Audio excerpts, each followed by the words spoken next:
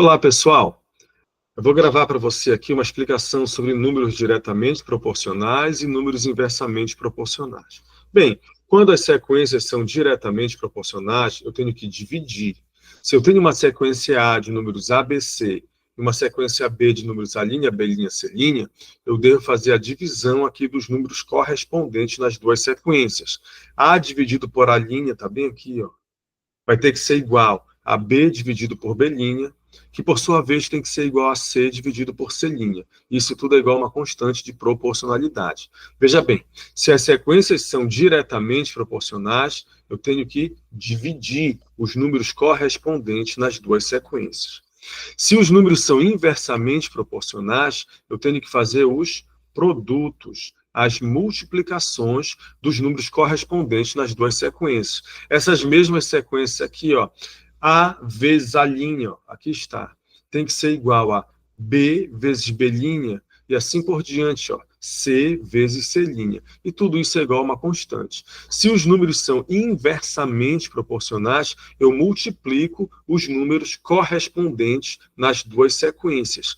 Então, primeiro número da sequência A vezes o primeiro da sequência B. Aqui está. Ó. Segundo número de A vezes segundo número de B. Ó. Aqui está. O que é que eu vou ter que ter em mente? Os números são diretamente proporcionais, eu divido. Os números são inversamente proporcionais, eu multiplico. Observa ainda o seguinte, se eu tenho A dividido pelo inverso do A', aqui é divisão de fração, eu multiplico a primeira pelo inverso da segunda. Ó. Então, dividir é o mesmo do que dividir pelo inverso é o mesmo do que multiplicar. Eu posso, no inversamente proporcional, multiplicar ou dividir pelo inverso. Vamos a um exemplo. Decomponha 187 em partes diretamente proporcionais a 2 e 3 e inversamente proporcionais a 3 e 4, mas ao mesmo tempo. Certo? É como se ele dissesse assim, divida, sei lá, uma determinada herança em partes diretamente proporcionais à idade dos herdeiros e inversamente proporcionais, sei lá, ao tempo que ele era amigo da família, né, por exemplo. Então, ele pode criar o que ele quiser aqui. Vamos lá. É como se eu tivesse aqui uma sequência com dois números aqui, ó, x e y, e essa sequência é diretamente proporcional a 2 e 3 e inversamente proporcional a 3 e 4. Eu vou fazer as duas em uma só aqui, ó. Veja bem. Eu tenho aqui, então, x tem que ser diretamente proporcional a 2. Aqui é como se fosse, não, é uma sequência de 2 e 3. E aqui a sequência é 3 e 4. Esse xy é diretamente proporcional a 2 e 3. Então, x dividido por 2 e esse y dividido por 3. Isso tudo tem que ser igual. Bem, além disso, esse xy é inversamente proporcional a 3 e 4. Aqui é 3 por 1 e aqui é 4 por 1. Então, se é inversamente proporcional, eu tenho que multiplicar ou dividir pelo inverso. Eu vou dividir pelo inverso bem aqui, ó. Então, no lugar ao invés de colocar 3, eu vou colocar o inverso 1 sobre 3. Aqui, ao invés de colocar 4, eu vou colocar o inverso, 1 sobre 4. E como é ao mesmo tempo, esse x tem que ficar dividido por 2 e esse x tem que estar dividido pelo inverso do 3. Para isso acontecer ao mesmo tempo, aqui eu tenho que multiplicar. Da mesma forma que eu multiplico. Então, x é diretamente proporcional a 2 e 3. Perdão, x diretamente proporcional a 2, aqui está. Y diretamente proporcional a 3, aqui está. O x é inversamente proporcional a 3, ó, 1/3. E o y inversamente proporcional a 4, então eu divido aqui por 1/4. Muito bem, ficou assim, ó, x dividido. Aqui, ó, tem um que não precisa aparecer, multiplico numeradores e denominadores. Ó. 2 vezes 1 é 2, 1 vezes 3 é 3. E aqui é igual, ó, y. O mesmo acontece aqui, ó, 3 vezes 1 é 3, e aqui é 4. Muito bem. Agora, quando eu chego aqui, eu tenho duas formas, pelo menos, aqui para fazer. Tá bom? Eu vou mostrar uma aqui para você. Veja bem. Quando aparecerem frações no denominador, você pode obter o MMC desses denominadores, ó, 3 e 4. O MMC desse 3 e 4 é 12. Aí esse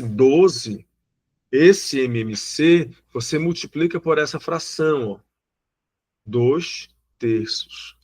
E esse mesmo 12 multiplica pela segunda fração, ó, 3 quartos. Aqui, ó, 12 vezes 2 é 24, dividido por 3 é 8. 12 vezes 3 é 36, dividido por 4 é 9. Aí o seguinte, ó, você tinha x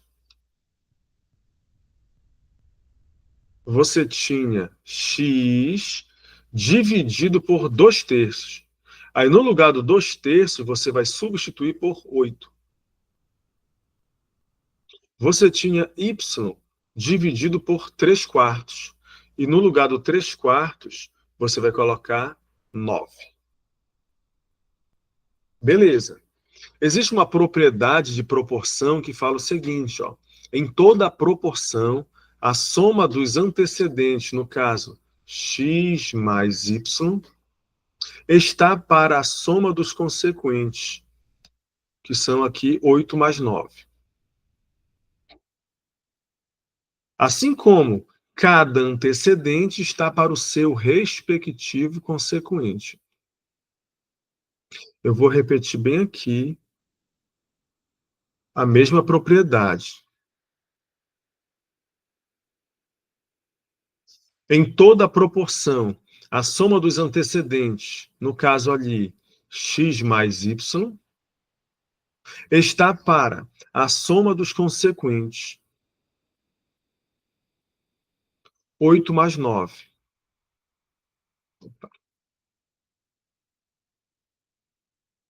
8 mais 9. Em toda proporção, a soma dos antecedentes está para a soma dos consequentes, assim como cada antecedente está para o seu respectivo consequente. Então, veja que ora eu peguei x por 8 e ora eu peguei y por 9. Só que x mais y são aquelas partes que eu estou querendo somar. Então, esse x mais y vai ter que ser 187, ó. Quando eu somar as duas partes, você concorda que tem que dar aqui, ó, 187. 187.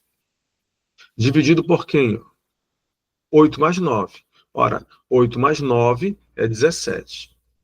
E isso é igual a x por 8. 8 dividido por 7, por 17, é 11, que é igual a x por 8.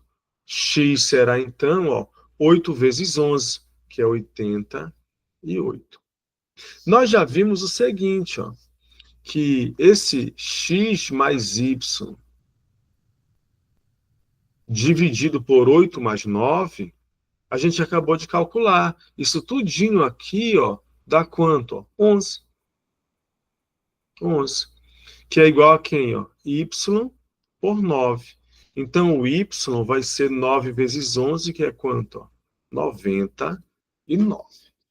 Ok? E aí eu tenho as partes. E quem é esse 11, afinal? Essa soma dos antecedentes pela soma dos consequentes, ele vai ser exatamente essa constante aqui, ó, esse K. Legal? Então, depois eu vou gravar aí essa mesma questão, esse mesmo exemplo, por um outro método.